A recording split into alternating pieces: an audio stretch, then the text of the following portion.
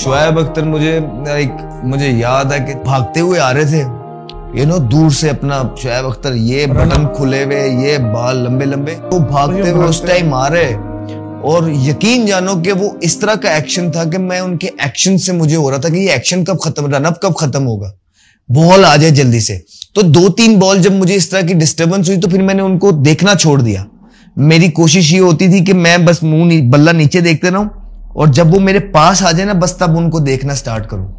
تو اس کے بعد پھر یہ چیز میں نے پہلے بھی سنی ہوئی تھی ان کے بارے میں کہ ان کا جو ایکشن تھا جو رن اپ تھا وہ واقعی میں اتنا تھریٹننگ تھا کہ ان کو بیٹسمین جب وہ بھاگتے تھے تو کوشش کرتا تھا کہ ان کی طرف نہ دیکھیں بیکاز ان کی طرف دیکھتے تھے تو جو ان کا جو فوکس تھا وہ بال سے ہٹ کے ان کی جو دہشت تھی بھاگتے ہوئے اس پہ چلا جاتا تھا. بس اس کے بعد میں نے کہا بس.